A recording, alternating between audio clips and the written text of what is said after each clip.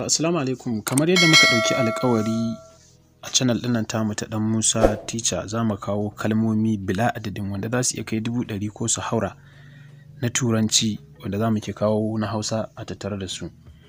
To, kalmomin ne yanzu za mu dinga kawo su alphabetically, wato ko a jerin ABCD da aka san su a Turanci. A dukkan shirinmu za mu dinga kawo kalmomi guda 20 yadda abin za mu yi saurin cinye kalmomin da muka tara kenan. Number 1, apple. Apple. Apple shine tufa. Number 2, air. Air. A-I-R shine iska. Arm. Arm. A-R-M shine gwiwar hannu. Number 4, arrow. Arrow. A-R-R-W. A-R-R-O-W shine kibiya ko mashi. Number 6, angle. Angle. A-N-G-L-E. Angle shine kamar pyramid kenan, triangle da ake amfani da shi, ko a ce tsibiri da Hausa. Number 7, angel. Angel ana spelling ɗinsa A-N-G-E-L. Shine wata kalmar da Turanci ana cewa jin. To amma a Hausa za a iya cewa aljani ko mala'ika. Then ant. Ant shine tururuwa. A-N-T. Tururuwa. Number 7 kenan. Number 8, art. Art. A-R-T shine zane. Zane. Mafi kalmar da aka fi sani da Hausa shine drawing. Drawing kuma Turanci ne. Drawing da art kalma ce masu kamanceceniya. Sai dai a ɓangaren karatu na makarantu, art yana nufin wani fanni na karatu wanda mutum zai karanta. Number 9, ankle. Ankle ana spelling ɗinsa A-N-K-L-E. Da Hausa idon sahu. Gwiwar sahu kenan nan, idon sahu na ƙafa. Number 10, arrogance. Arrogance shine girman kai. Ana spelling ɗinsa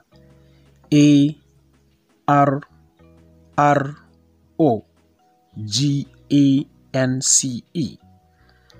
Girman kai. Number 10, and.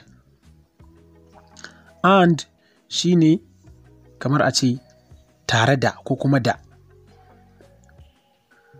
Misali, Mustapha and Aminu are friends. Wato ko Mustapha da Aminu abokai ne. Fannin B. Number 1, ball. Ball ana spelling ɗinta B-A-L-L. Shine ƙwallon ƙafa. Number 2, boy. Boy shine yadda ake spelling ɗinsa B-O-Y. Da Hausa yaro. Number 3, blood. Blood shine jini. Ana spelling ɗinsa B-L-O-O-D. Blood. Wasu suna cewa blood, ba blood bane ba. Blood shine jini. Number 4, buy. Buy ana spelling ɗinta B-U-Y,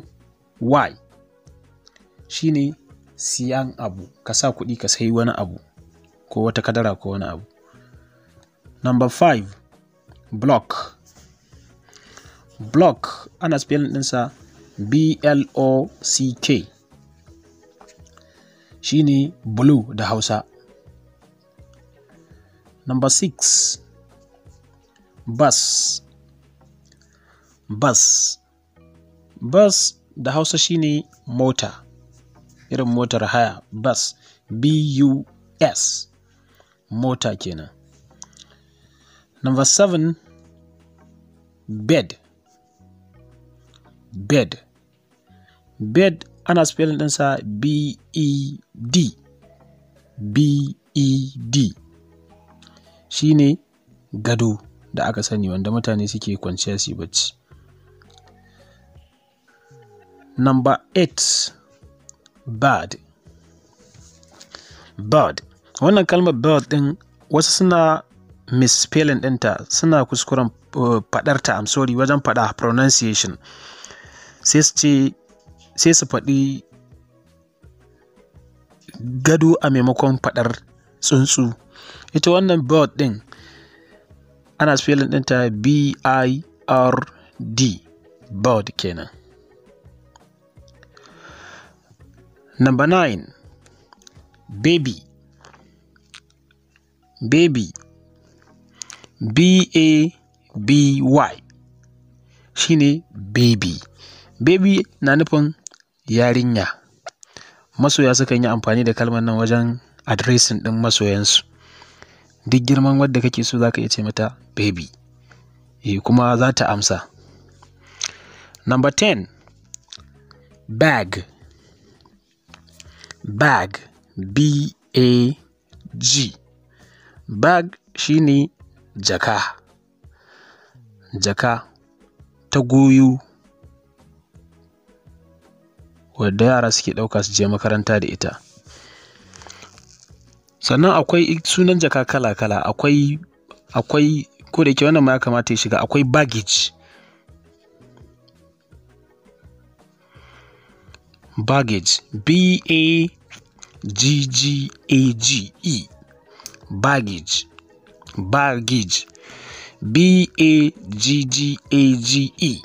baggage, shi ma jaka ce wadda za ka ɗauki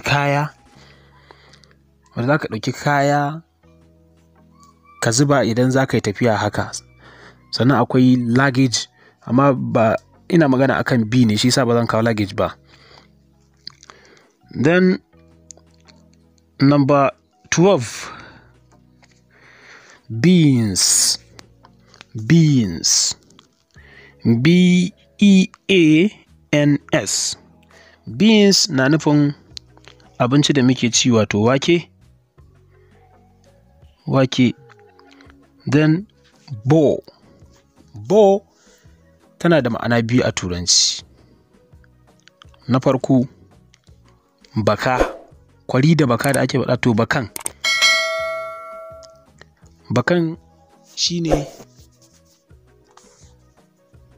inda ake saka mashin a harba, shine bakan. Kwarin kuma inda ake zuba kayan, ko ba Hausa nake yi ba dai, Turanci nake yi. Dan ma'anarta ta biyu, bow ɗin, B-O-W, shine ka yi ruku'u a ɓangaren Islamic kenan, ka durƙusa wa mahaliccinka a yin sallah kenan. Number 13, back. Back, number 14, B-A-C-K, back, shine baya. Baya, kamar idan mutum zai yi reverse, in baka so kai amfani da kalmar reverse, za ka iya cewa go back. Go back, B-A-C-K, baya. Then Number 15, breast. Breast. Breast ana spelling ɗinta B-R-E-A-S-T. Breast na nufin mama. Mama wato nono kenan da mutum yakan sha ya girma idan an haife shi. Number 16, belt. Belt ana spelling ɗinta B-E-L-T. Belt ita ce sansari yake ko da muke sawa a jikin wandonmu mu ɗaura ƙugu. Belt kenan. Number 17, bride. Bride. B-R-I-D-E. Bride. Bride na nufin amarya kenan. Sannan kuma akan haɗa a ce bride price, wato ko kuɗin neman aure, kuɗin aure kenan da ake kawo. Na gani ina so. Number 18, bedsheet. Bedsheet shine zanin gado.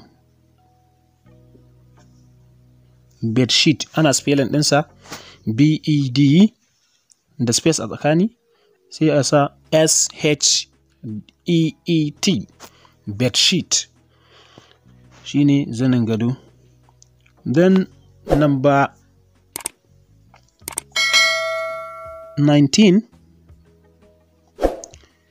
bangle. Bangle ana spelling ɗinsa B-A-N-G-L-E. Bangle shine awarwaro da mata suka sawa a hannunsu. Awarwaro. Number 20, basket. Basket ana spelling ɗinta B-A-S-K-E-T. shine kwando. Kwando da za ka siyo kaya a kasuwa a saka maka ko kayan miya haka. Listener, welcome to the end of my program today. I wish you the best in learning this English. Thank you.